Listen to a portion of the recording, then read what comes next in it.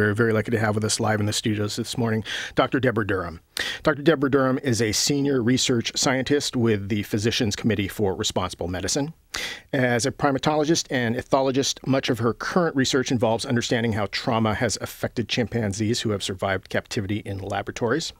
Before joining PCRM, she worked with People for the Ethical Treatment of Animals, also known as PETA, as a primate specialist and in laboratories at the University of California, Davis, and at the University of Washington here in Seattle. And she is here to talk about the Great Ape Protection Act.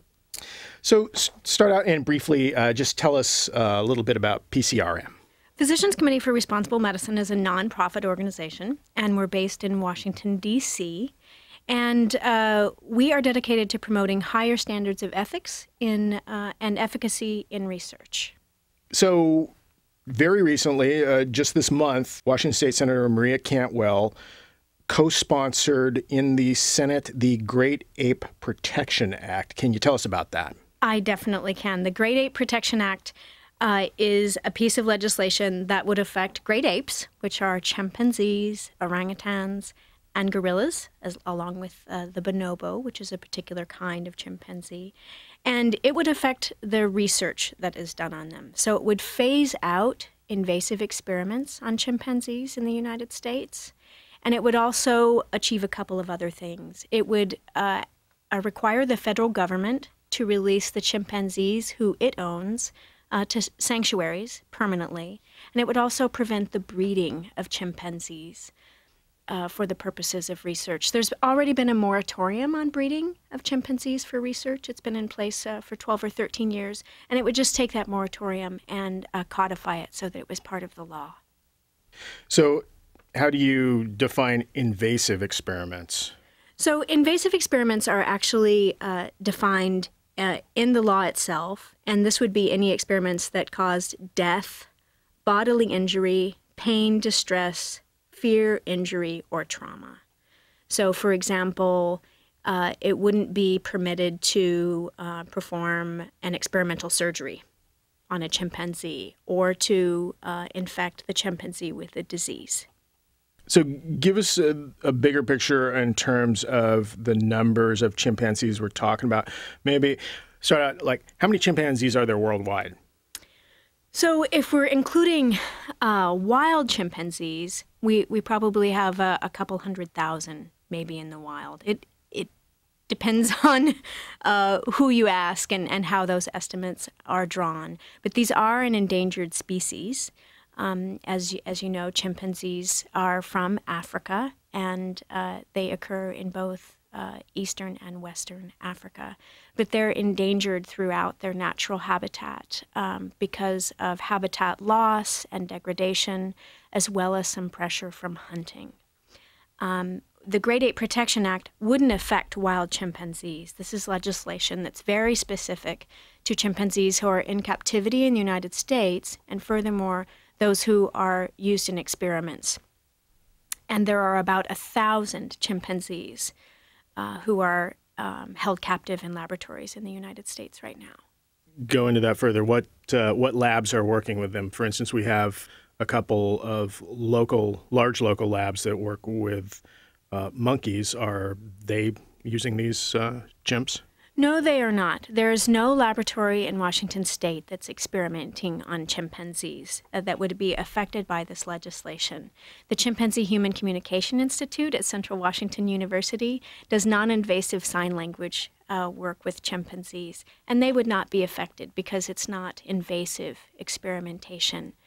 And the sanctuary that's here in Washington State would not be affected unless perhaps some chimpanzees released were able to come to the sanctuary. So the laboratories that do experiment on chimpanzees aren't in Washington State, and there are just a handful, actually. So it would affect very few facilities.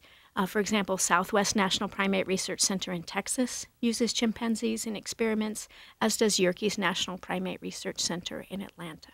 All right. Is there another place where chimpanzees are currently being housed that have been used? Right. So there is a facility in Alamogordo, New Mexico, that has about half of the federally owned chimpanzees. And at Alamogordo, they haven't been doing experiments on the chimpanzees for more than 9 years now. They've just been housed there, warehoused, rather.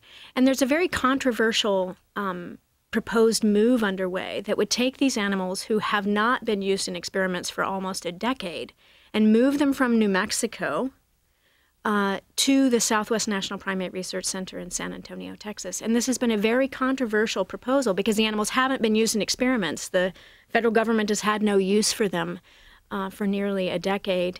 And Governor Bill Richardson has come out strongly opposed to the move of the chimpanzees. And he's actually suggested that the chimpanzees who have not been used in research remain in sanctuary in New Mexico, where they are now, and so we'll see how that plays out. And this would just affect federally owned, run facilities. So, are they being chimps being experimented on here in the U.S. in non-federal facilities? So the bill actually does address both federally owned chimpanzees and privately owned chimpanzees, but it makes some different specifications for them. So, for example, it would phase out invasive experimentation on all chimpanzees in the United States. But the other aspects of the law, for example, that require release to sanctuary, only affect federally owned chimpanzees. So all experiments would be stopped. And then for about half of the chimpanzees, around 500, who are federally owned, those would be released to permanent sanctuary. And the breeding ban would also affect federal dollars. Talk about how old do chimpanzees get? Because you're talking about where some of these have been in captivity for years. Yes. So, for example, we mentioned that the animals in New Mexico hadn't been used in about 10 years, but a chimpanzee can actually live to be 50 or 60 years old. So when a chimpanzee is born into captivity for experimentation, and for those who many, many years ago were taken from the wild in order to be used in experimentation, they're there for decades. There are several chimps in laboratories now who've been there for 40 or 50 years already, and some of the chimpanzees at the sanctuary in Cle Elum are in their 30s. So this is a long-term endeavor for them because they're long-lived animals. And what type of research is being done on them that would require them to be in a situation for 40 or 50 years? It's interesting. It's not necessarily the nature of the experiment that requires them to be in captivity for so long. About 80 to 90% of the chimpanzees captive in laboratories aren't being used in active protocols at any given time.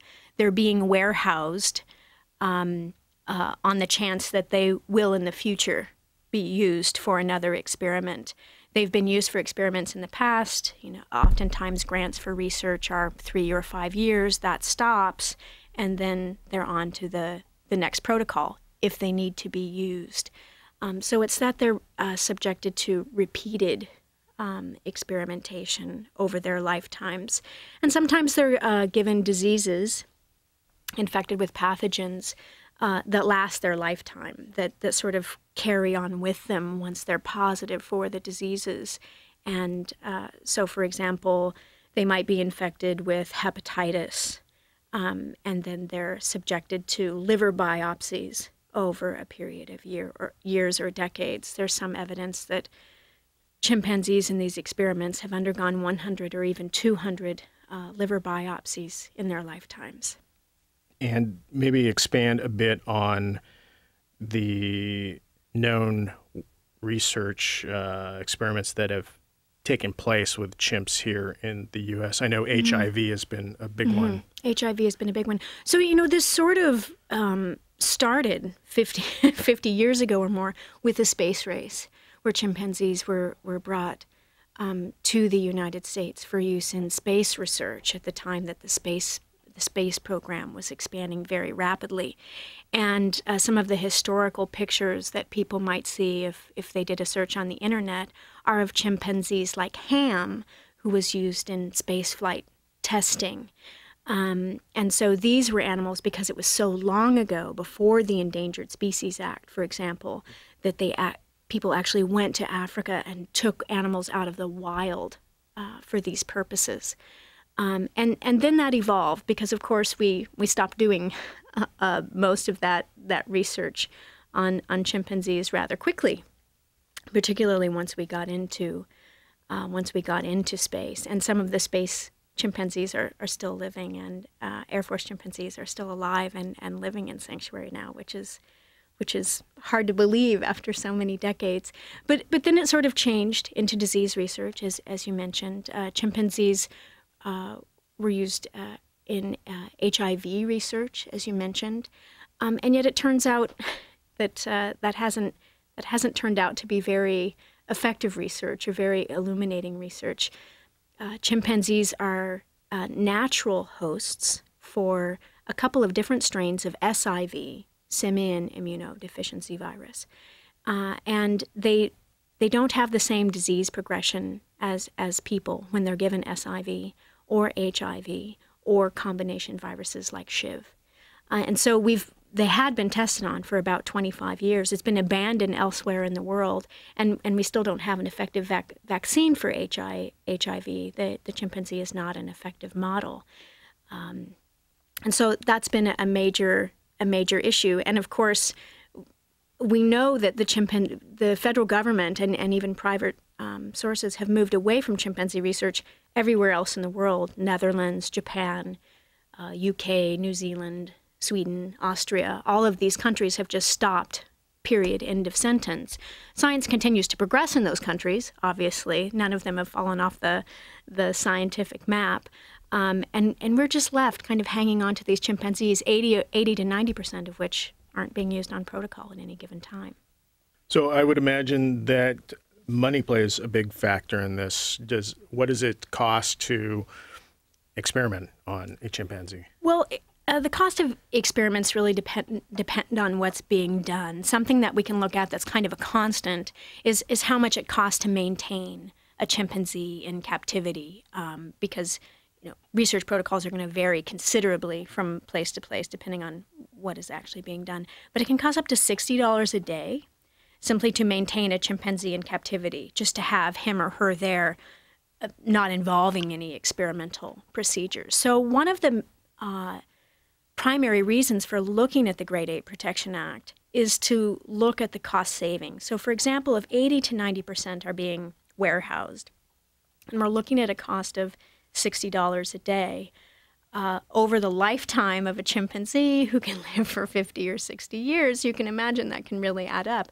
So some of the analyses suggest that the Great Ape Protection Act could save 20 to 25 million per year by housing these animals in sanctuaries where it's more cost effective to house them, in addition to sort of being a place where they're cared for and protected and not subjected to these traumatic experiences. And that there may be cost savings approaching 175, I think it was, to $200 million over the course of the lifetime, because eventually then we wouldn't have these chimpanzees after they lived out their long lives. So is it the U.S. taxpayer that is currently paying for the research and housing of the chimpanzees? Much of the research is funded by the United States taxpayers, and of course they are funding the federally owned chimpanzees, which are about half of the chimpanzees in captivity right now. And with this bill, then the taxpayer would continue to pay for their sanctuaries? We would have to look at appropriations, which have not been dealt. I mean, the bill was just introduced last week. Appropriations haven't been dealt with, but it would be a cost savings then at the end, rather than being shifted. And are there enough sanctuaries here in the U.S. to accommodate all the chimpanzees that are currently being used? The Chimp Act, which was legislation that was passed during the Clinton administration, created a federal chimpanzee sanctuary system. So there's some infrastructure in place. The experiments would be phased out over 3 years, and then that would also be time during which the sanctuary systems could be ramped up. Because right now there's not sanctuary space just waiting for the 1,000 chimpanzees. It would be a slow transition over 3 years. Talk about chimpanzees and their intelligence and other characteristics. Because I always find it interesting that on the one hand, it's put out there that the reason we do experiments on chimpanzees or similar animals is because they are so close to humans. And yet and then it seems to be ignored that, well, if they're so close to humans, why would you be experimenting on them when you don't experiment on humans? You don't experiment on let's say humans that are in comas or humans babies or something. Yeah, or developmentally disabled people. Right. Well, chimpanzees, as a primatologist, this is the sort of thing that is a very personal interest to me. Chimpanzees are very intelligent. They are our closest living primate relatives, and so we do share many characteristics with them. They're very intelligent. They use tools. Jane Goodall discovered that decades and decades ago. It was just last month that the 50th anniversary of Dr. Jane Goodall's seminal study at Gombe was celebrated. And so in these 50 years, there's been an awful lot discovered about chimpanzees, not just their tool use and their unique cultures in different places in their different communities, but also their complex system of communication is very interesting. We usually think of the chimpanzees who have learned to use American Sign Language or who have learned to use some of the artificial pictographic languages in how they communicate with us. Washoe was a very, very famous chimpanzee who was at the Chimpanzee Human Communication Institute in Ellensburg, and she used American Sign Language to tell stories and jokes and even little fibs. So we usually think of that, but their own communication system is very complex. They recognize one another. They recognize members of their community and members of neighboring communities who are not their friends. Their social lives are amazingly complex, and both their cognitive world and their subjective experience of the world is mediated through this social context. Male chimpanzees are born into a group where they will spend their entire lives with their fathers and uncles and brothers and cousins, and they develop very strong alliances and very complex relationships where they align themselves to, overthrow Max or, become the alpha male. And they also have a lifelong relationship with their mothers, although their sisters eventually move away. And the relationship between male chimpanzee and his mother is really complex and fascinating and very tender. Even though male chimpanzees can be very aggressive, they have a very a loving relationship with their mothers, for lack of a better term, and they'll come to her aid if she ever needs it. Mom is someone who remains special for their entire lives. And you've actually, we can get into this a little more later, but you've actually seen chimpanzees in the wild? Yes. I earlier this year was in Africa for a few months to study chimpanzees. It was an amazing privilege, and I was able to study wild chimpanzees at 3 different places in Uganda. And then I also had an opportunity to work at some chimpanzee nurseries in East Africa. You've also done work with chimpanzees who have been used in laboratory experiments. Mm-hmm. So I would have to imagine that they have endured something that would be similar to what one calls post-traumatic stress syndrome these days. Is that true? It is true. It's very interesting how the parallels turn up. So if we think about the life of a chimpanzee who's been used in experiments, let's say they came over, they were brought over from Africa decades ago. So they were taken from their families when they're tiny babies and brought to a laboratory in the United States. And raised in the laboratory. They lived in a cage. They were subjected to experiments. And then let's say 35 or 40 years later, after many, many years of captivity and a lot of trauma and a lot of experimentation, they find themselves quote unquote, retired to a sanctuary. And when we look at those chimpanzees, once they're in sanctuary, we see a couple of things. One is that many of the behaviors and symptoms that they exhibit are very similar to human psychiatric symptoms. They do show symptoms that are similar to depression, symptoms of depression, symptoms of anxiety disorders, including post-traumatic stress disorder. And there have been scientific studies published in journals, certainly not common on our coffee tables, but scientific journals, which have shown that chimpanzees suffer from depression and post-traumatic stress disorder, just like human beings, very similar to those of human beings. The other thing that we see in sanctuary that has to do with psychological health is reversibility, right? So when chimpanzees are in these traumatic settings, they develop psychiatric symptoms, psychological symptoms. And once they're in a setting like a sanctuary where their care is first priority, there is no experimentation, they're not kept in isolation, they're not kept in tiny cages, we start to see things change. A regulation cage in the United States for a chimpanzee is about 5 feet by 5 feet by 7 feet. It's tiny, so an adult chimpanzee can touch the floor, the ceiling, and the walls when standing in the center. It's a very small space. They get into a sanctuary where they may be released to an artificial island, or they may be released to a gigantic enclosure, or inside a fenced area. Kind of depends on where the sanctuary is. You start to see some of these psychiatric symptoms dissipate. It's not saying that they become entirely well. After 40 years of captivity and isolation and what's tantamount to torture, they do still show some symptoms, and we hope that these improve over time. But you start to see them become less fearful, less anxious, and to seek out more social contact. And certainly that's been the case at Chimpanzee Sanctuary Northwest, where when the animals arrived in 2008, they were cautious and withdrawn and hesitant, showed some anxiety, some symptoms of depression.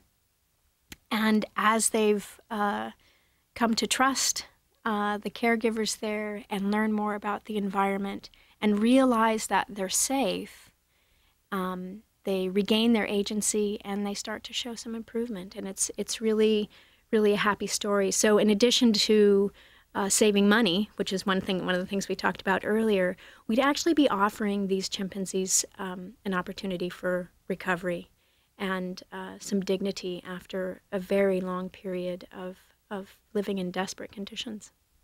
And the reason one can't release the chimpanzees back into the wild is because they were raised in captivity and they wouldn't know how to survive? Right. So they wouldn't know how to survive. Many of them have health conditions that mean they can't be released to the wild. There's very strict guidelines on re-release to make sure that we don't transmit any diseases to wild populations, which are endangered, of course.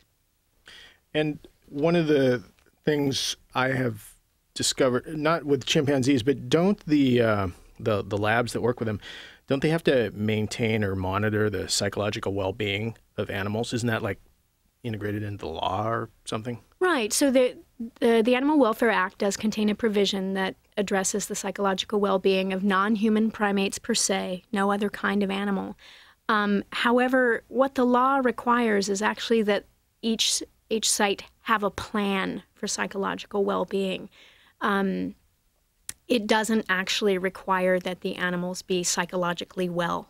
It only requires that this be monitored and that they have a plan for it. So, so long as they keep them in a regulation-sized cage and that they have a plan, and many of them do offer enrichment, it's just that a rubber ball or a chew toy is not going to ameliorate 40 years of captivity in a phone booth. So we only have a few minutes left. I wanted to give you a chance to get back to your recent time in Uganda and what you learned there. Well, you know, it was because I'd studied chimpanzees in sanctuaries all over the world, and it was a challenging and rewarding research to sort of see these animals who have had a traumatic past and a fragile existence. But going to Uganda to see the wild chimpanzees and study them was something different, right? I'd had a lot of training on primate behavior as I did my doctoral studies and so on, but actually seeing them was something really special. To see, to see them in the rainforest, relaxing and eating, or having bickering with their families, kind of all of the things we talked about with the complex communication and the complex relationships, to see it happening, and then to think at the same time these animals are endangered. And that we might lose them was really tragic. And we have the habitat loss and the habitat degradation, but also the hunting and the illegal trade of these animals. So the other part of my time in East Africa was spent at chimpanzee orphanages in Uganda and in Kenya. And these are places which take on baby chimpanzees who are confiscated at the airport or confiscated at customs checkpoints, or who are simply found in a basket in somebody's house in a village.